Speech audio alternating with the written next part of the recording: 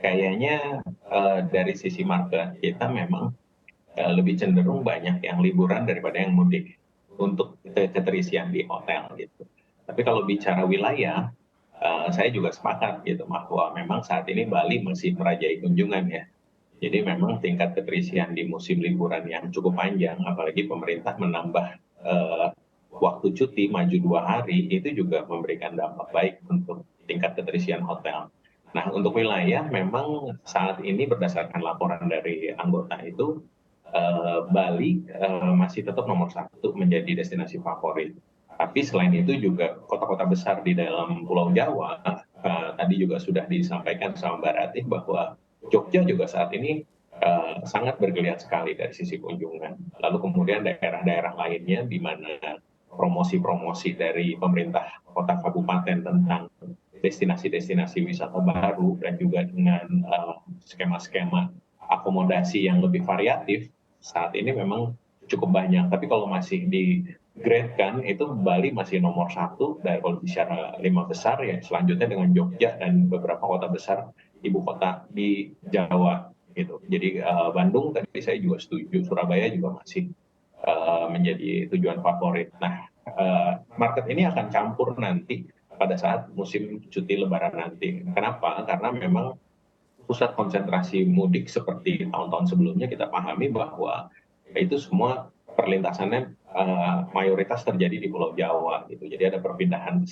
Memang betul budaya mudik itu juga uh, pulang kampung, jadi tidak tidak memberikan dampak yang besar sekali terhadap hunian hotel. Tapi saat ini kayaknya tren sudah mulai juga mudik juga memberikan dampak terhadap tingkat keterisian hotel, tapi tidak besar. Justru yang besar tadi juga yang sudah disampaikan Mbak Ratih itu adalah orang-orang liburan atau orang-orang yang memang memanfaatkan waktu cuti dan juga waktu libur ini untuk vacation gitu.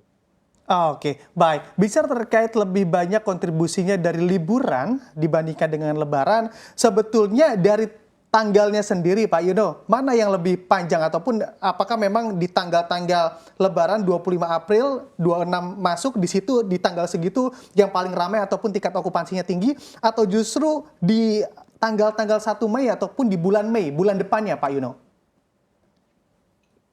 Kalau tingkat keterisian atau pemesanan ya, kayaknya dari tanggal 20-an juga udah mulai naik. Saya lihat harga teman-teman juga udah mulai tersetting tuh dari tanggal 20-an. Karena kalau udah bicara ke Mei, sebenarnya kan itu waktu cutinya juga sudah habis gitu.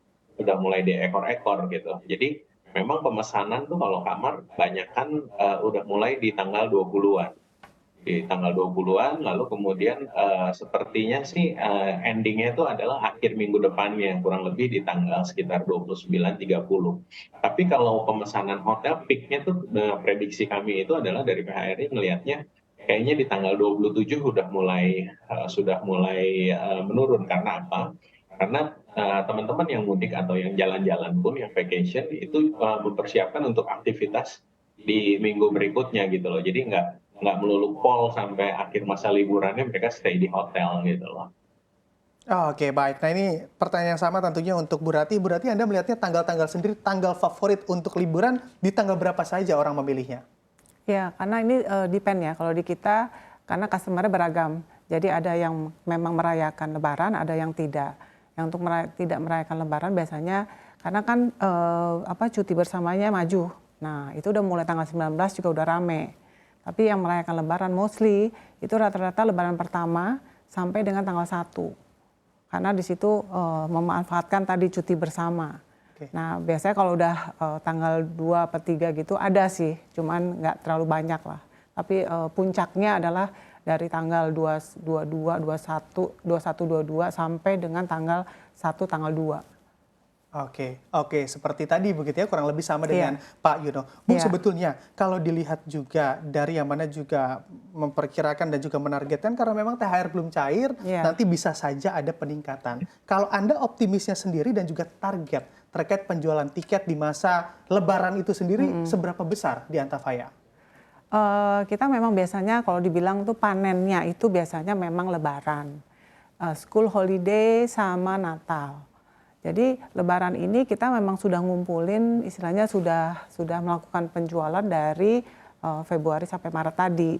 Nah biasanya di akhir-akhir ini adalah negara-negara atau kota-kota yang memang dekat ya. Jadi kalau misalnya mau ke ini mungkin masih ke Bali, itu mungkin mereka bisa last minute lah. Ya kalau ke luar negeri mungkin yang dekat-dekat ya, misalnya kayak Singapura, Bangkok yang nggak butuh visa. Tapi sebagian besar mungkin 80% dari target kita sudah kita lakukan di bulan Maret. Karena di Maret itu seperti saya bilang tadi ada pameran yang didukung oleh bank. Ya kalau di kita memang Bank Mega dan Alobank, di mana diskonnya sangat-sangat menarik. Ya apalagi kalau punya kartu kreditnya atau jadi member Alobanknya itu bisa sepanjang tahun diskonnya. Oke, baik. Berarti strateginya selain dengan event dan juga diskon, sebetulnya apa lagi strategi dari Antafai untuk memboosting kinerja di tahun ini? Ya, seperti yang sudah menjadi tren ya sekarang, itu sosial media itu sangat membawa istilahnya tren. Ya, jadi kalau kita membuat suatu konten yang menarik, ya terutama untuk destinasi-destinasi, itu bisa memicu orang yang tadinya nggak kepikiran ke suatu tempat itu, jadi kepikiran, jadi tertarik dan menanyakan ke kita. Kalau dulu memang sosial media mungkin hanya untuk display, kalau sekarang sudah menjadi tren untuk bisa menjadi transaksi. Jadi kita akan push melalui sosial media, melalui WhatsApp, jadi melalui juga kalau di grup kita ekosistem ini kan memang banyak sekali event-event ya seperti Midnight Sale yang kemarin di Metro. Nah itu kita ikut untuk mempromosikan juga last minute deal gitu.